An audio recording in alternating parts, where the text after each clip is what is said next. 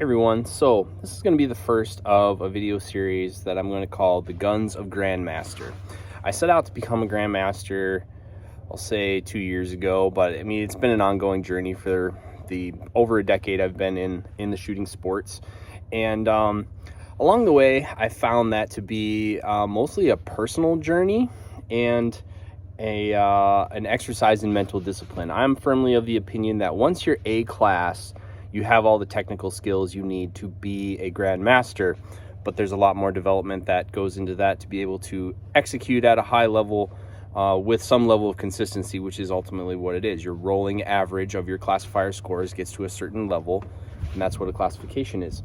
But I've been in the industry for over 10 years as well. A very significant portion of that was in retail gun sales. And when people look at a gun like this, they get a lot of paralysis by analysis on some of the features that they could pick. And sometimes I think people get almost too wrapped up in the options on their gun as if to think a selection in a trigger or a safety is going to be the difference between them being able to execute at that level. So I want to do this series because also Grandmasters are somewhat talked about like they're mythical creatures, like they're not really people. And I'm here to tell you they are, both being one and knowing quite a few of them. Also when you talk about them or sponsored shooters, it's almost like, well, their guns are special too. Like there's something Atlas does to my pistol that they won't sell to you because I'm on the shooting team or something like that. I'm here to kind of pull the veil back on that and show you that maybe that's not true. So here's an Artemis pistol.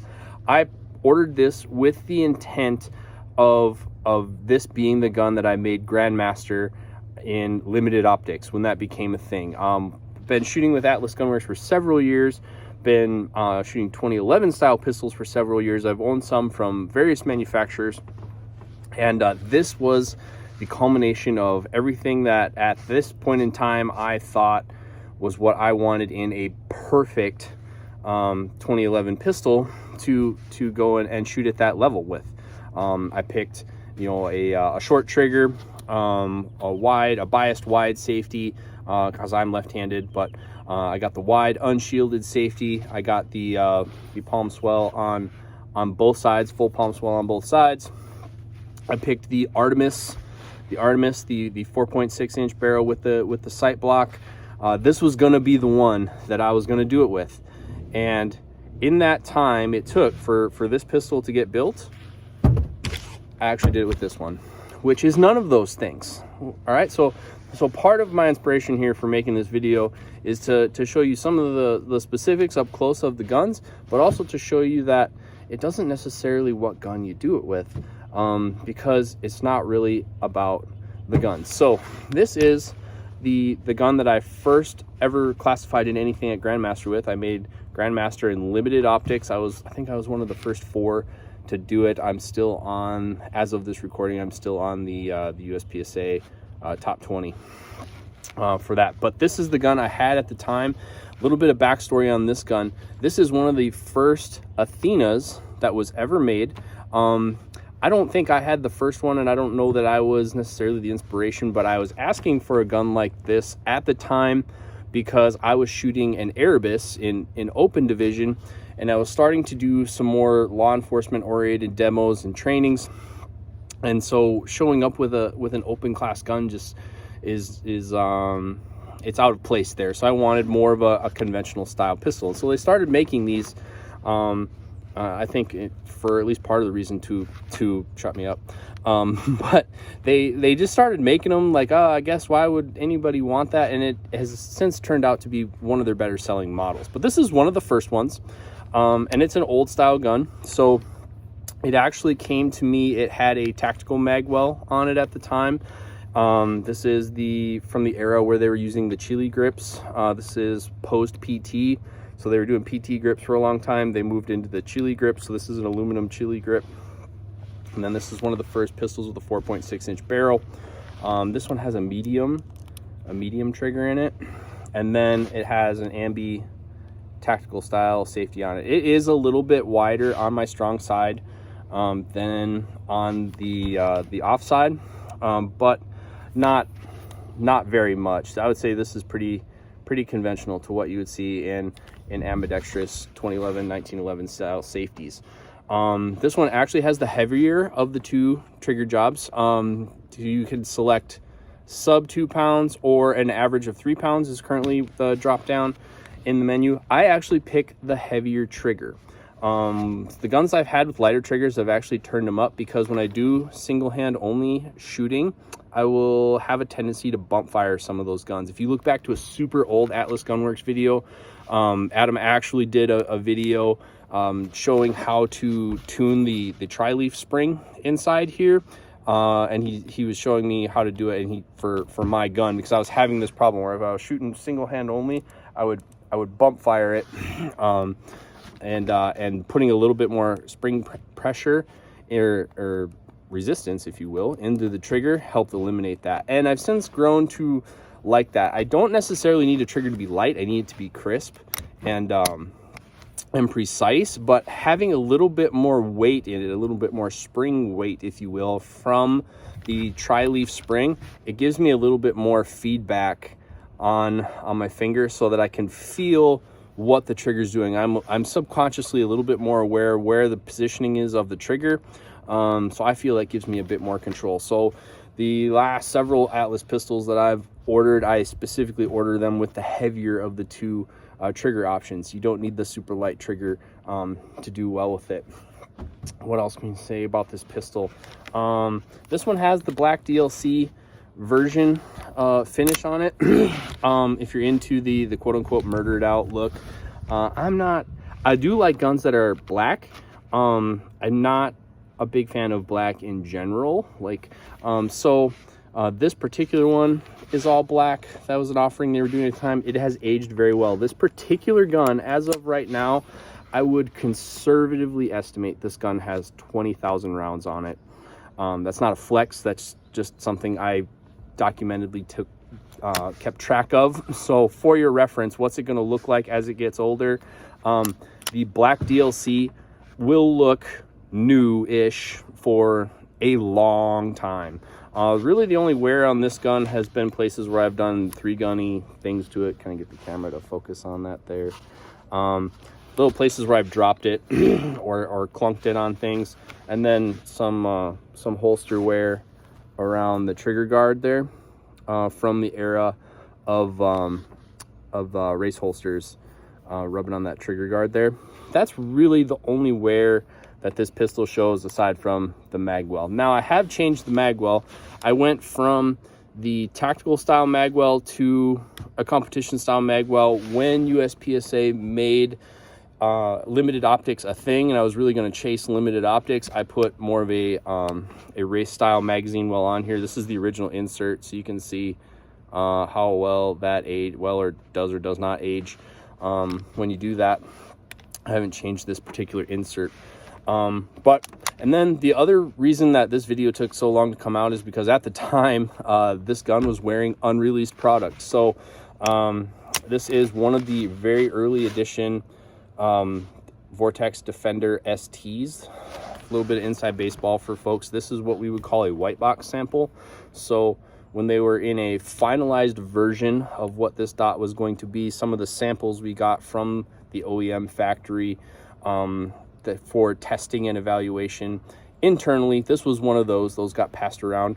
And so this gun was wearing this particular dot at the time when I did that, but unreleased product can't be shown until it is released. So that's one of the reasons it's taken a while for me to come out with this video. But in conjunction with this gun, this dot also has about 20,000 rounds on it as well. I did not get all of those rounds on this gun. I shot it on another gun for a while, a CZ Shadow 2, while I was playing around with it. But both the gun and the dot, I would conservatively estimate, have 20,000 rounds on them. But the point is, this is not the pistol that I would pick if I were going to paint by numbers what the perfect limited optics gun would be. However, that was irrelevant to me achieving Grandmaster with it. So I see a lot of folks, they mess around with safeties. There's a guy at our local club. He has me install all kinds of safeties for him. because he thinks that's an important thing. If you're comfortable with it, I don't think it matters. What length of trigger? This wears a medium length trigger in it. Ultimately, I've gone to the short length trigger. I wear large size gloves to give you an idea. I've used all the lengths of trigger. You'll see that in some of the other guns that we're going to do in this series. I have different lengths of triggers in different guns. I could use anything from an extra short to an extra long, and perform at a similar level. I feel, given the choice, I would like a medium or a short, with a nod towards the short would be my preference, but I really don't think it matters. But this is, you know, old style, so it doesn't have the swells on it. This is just an aluminum Chile grip. And what else can I tell you about this pistol? Oh, a standard spring rate, whatever. I believe it's the green spring that comes in the Athenas. I just use the standard spring rate that Atlas recommends, and I change it annually. I send this gun in for service every year on years where I'm shooting it a lot, have them inspect it, and over time they haven't really done anything crazy to it other than change springs and tell me it's fine. Haven't really had any particular issues with this pistol. I have gotten it to the point where I was on the training schedule to really chase. I was doing a lot of live fire while I was really chasing that first GM type classification, and I would get this gun super hot, so I would have we'll say more than a dozen magazines loaded, and I would shoot them at my practice session. I would have them all loaded, and I would shoot my practice session because time's valuable. So I would shoot all those through there, and not rapid fire, not like a burn down or anything, but just doing my practice, and this gun would get super hot to the point where you would not want to touch. It was comfortable to hold and to shoot. You would not want to touch the slide though. When I let it get that hot and that dirty that often without cleaning it, so I would be 1,000, 2,000 rounds between cleanings, the internals here did get dirty enough that I would get a little bit of interference with the safety. So I could go from safe to off safe, and then it would bind up my trigger a little bit. That was all from caked in crud getting in the disconnector and the sear area. Once you'd shoot the first shot, then it would be back to normal. But there was some amount of fouling, powder, brass, something in there. So that is to tell you that if you want your pistol to perform at a high level, the in vogue adage of letting it just get super dirty, if you care about how things run, you know, high performance is high maintenance. If you want your stuff to be, if you want to do everything you can do to make sure your pistol performs, keep an eye on how dirty you let it get and how much lubrication you work into the pistol. I would lubricate the pistol every time I brought it out, so essentially every day, and every few hundred rounds. But other than that, pistol runs like a champ. Everything else is still original on it. I'm going to try to shoot the barrel out of this one. We'll see how that goes. Original Stractor, currently original. Everything else, the only thing I've really changed is the magazine well, and that's not really a wear part, but not what I would paint by numbers as a contemporary pistol that you need to make Grandmaster. Lots of guys get super worried about gas pedals and where they put those. Well, I don't use one, so I don't think using a gas pedal is particularly necessary to make Grandmaster. If you want to use one, but if you're spending money you don't have to get a gas pedal, or you need to get exotic holsters and stuff to shoot with a gas pedal, I'm here to tell you don't need it. But other than that, this is a fairly standard, and this was not even built as a USPSA gun. There was no division in USPSA for this when it was built.